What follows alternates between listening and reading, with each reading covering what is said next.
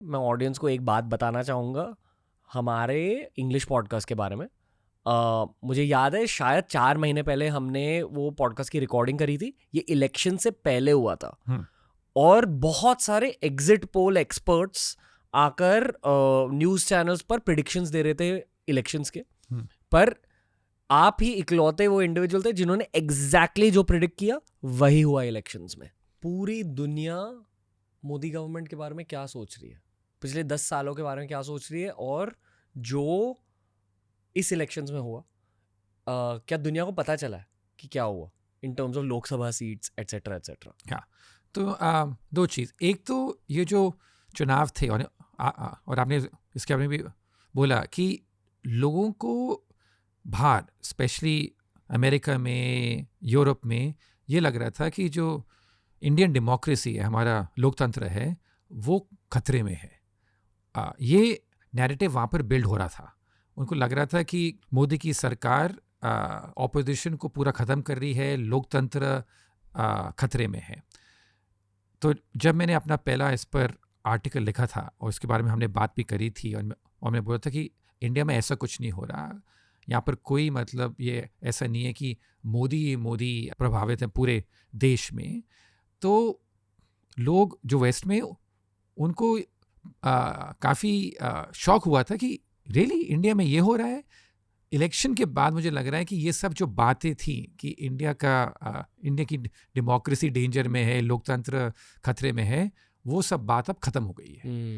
तो अब जो इंडिया का जो रिस्पेक्ट है as a democracy, world largest democracy, मुझे लग रहा है इस चुनाव के बाद वो बहुत बढ़ा है। और ये सब बात कि चुनाव में ये कोई ईवीएम फ्रॉड चल रहा है, ये सब बात अब काफ़ी कम हो गई है।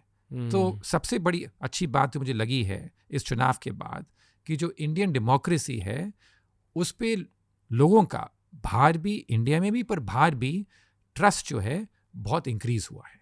सबसे इम्पोर्टेंट बात। इसकी वजह से एफडीआई बदलेगी शायद, पर आई थिंक और ये भी लगा है कि स्टॉक मार्केट का जो रिएक्शन रहा है चुनाव के बाद, वो भी काफ़ी कॉन्फिडेंट रिएक्शन रहा है, क्योंकि बहुत लोगों को लगा था और मुझे भी लगा था कि अगर नंबर ज़्यादा घट गए बीजेपी सरकार के तो शायद स्टॉक मार्केट को पसंद नहीं आए और उनको लगे कि इतनी मजबूत सरकार नहीं है तो ये रिफॉर्म नहीं होंगे, वो रिफॉर्म नहीं होंगे। पर देखिए अभी मतलब 2-3 महीने बाद स्टॉक मार्केट तो और ऊपर है उसकी तुलना में। तो कॉन्फिडेंस जो है कि कोई भी सरकार हो और इलेक्शन रिजल्ट कोई भी आए, इंडिया का जो ग्रोथ स्टोरी है वो जारी रहेगी। मेरे ख्याल से उसमें कॉन्फिडेंस इंक्रीज हुआ है दुनिया भर में। तो all in all looking good. या ऑल इन ऑल आज से कि जो इंडिया की जो स्थिति है वो इवन काफ़ी अच्छी लग रही थी, पर पिछले 3 महीने में चुनाव के बाद और अच्छी हुई है। मेरे ख्याल से भारत आज एक ऐसे मोड पर पहुंचा है जहां बहुत सारे लोगों के अगले 20 सालों के लिए बहुत बड़े बड़े एम्बिशंस हैं। बहुत कुछ जान रहे भारतीय दुनिया के बारे में, पर दुनिया भी अभी टर्मोइल में है। वॉर्स चल रहे हैं, जियोपॉलिटिकली चीज़ें बहुत वॉलेटाइल है। भारत में पॉलिटिकल चेंजेस हो चुके हैं, पर अमेरिका में जो पॉलिटिकल चेंजेस और जो इकोनॉमिक चेंजेस होने जाएंगे अभी अगले 6 महीनों में, वो दुनिया को इफेक्ट करेंगे। बिल्कुल। क्या मैंने कुछ गलत कहा? नहीं, एकदम ठीक बात कर रहे हैं। पर इसमें मेरी अंग्रेजी में एक कहावत है कि वो है history is better remembered than it's lived.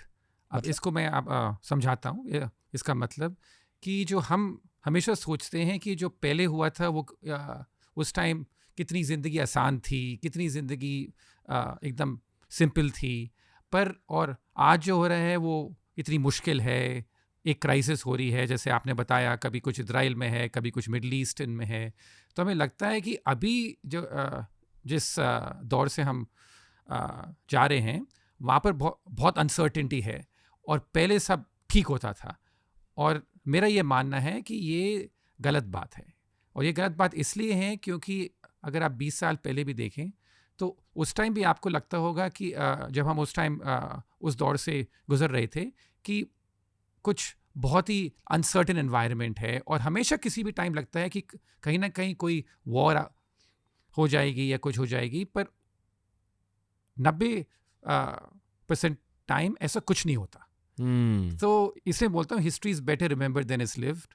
ये अंग्रेजी में काफ़ी अच्छी बात है और इससे मैं एकदम वाकिफ़ हूँ। अगर आपको ये क्लिप अच्छा लगा तो ऐसे ही 1000 क्लिप्स अपलोड किए गए हैं इस चैनल पर, बस देखते जाओ और सीखते जाओ।